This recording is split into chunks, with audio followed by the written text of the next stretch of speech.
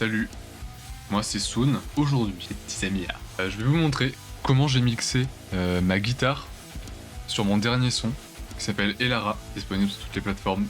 Allez streamer ça. Si le concept vous plaît, déjà abonnez-vous. Si vous voulez que je vous montre comment j'ai mixé la basse, la batterie, comment j'ai fait le mastering, eh bien dites-le dans les commentaires. Donc, on va commencer par s'écouter un peu le projet.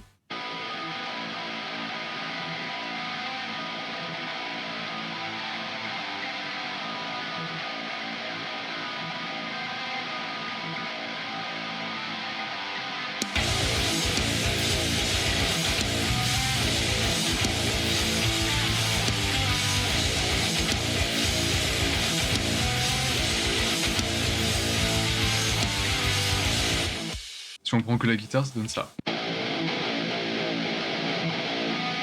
Là où vous dites qu'il manque vachement de basse. Là c'est mieux. Alors, déjà pour commencer, là j'ai mon bus de guitare.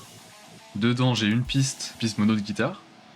J'ai une autre piste à gauche et une autre piste à droite. Voilà, donc pour ma mono, j'ai l'archétype Gojira. Hop, à gauche j'ai pareil, et à droite j'ai l'archétype Fortine. J'ai commencé par mettre un imager, simplement pour avoir une meilleure clarté dans la stéréo, parce que du coup j'ai une guitare droite, gauche et mono. Donc je pense que c'est important d'avoir une assez bonne clarté dans le stéréo. On va faire un avant après, enfin, je vais vous faire écouter ce que ça donne.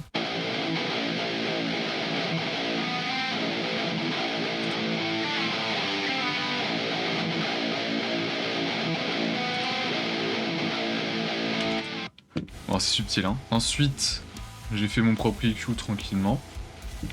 Voilà, on peut voir que j'ai un petit peu monté les hautes fréquences par ici. J'ai coupé à 100, parce que les fréquences qui sont avant les 100 Hz sur une guitare, je trouve que c'est pas utile, surtout quand on a une basse qui fait tout le travail à côté.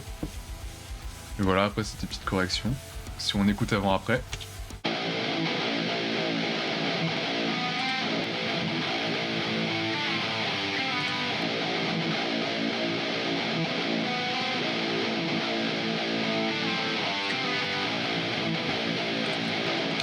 Voilà, après j'ai mis un EQ assez coloré, voilà, qui est juste là pour donner un peu de la couleur à la guitare.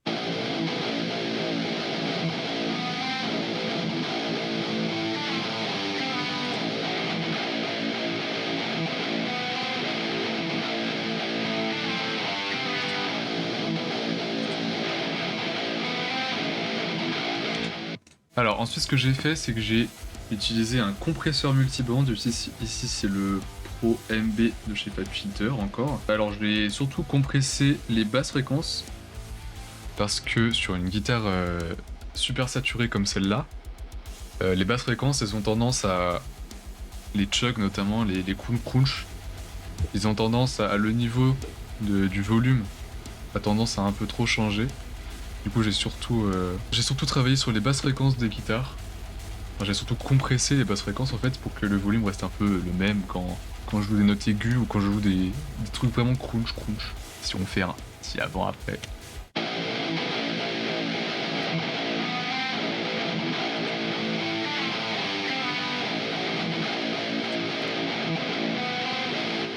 Ouais, on entend vraiment que ça apporte de la clarté, surtout dans les basses.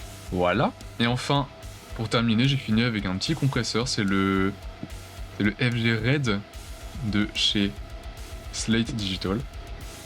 Voilà, j'ai mis beaucoup de ratio, une attaque assez lente, une release assez forte aussi. Voilà, si on écoute avec et sans.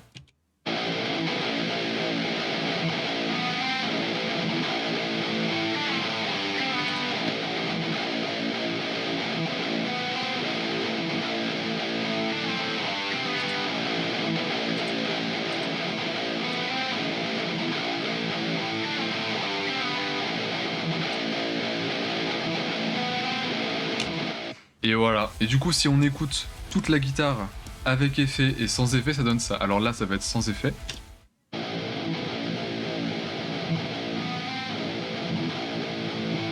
Je vais venir rajouter les effets.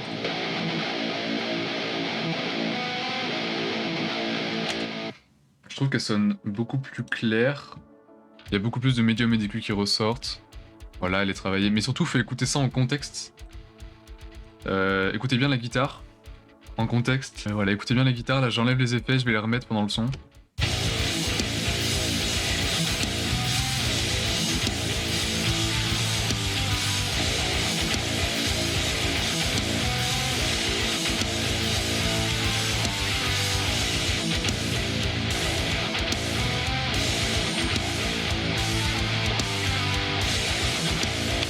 Voilà, c'est comme ça que je mixe ma guitare. Abonnez-vous!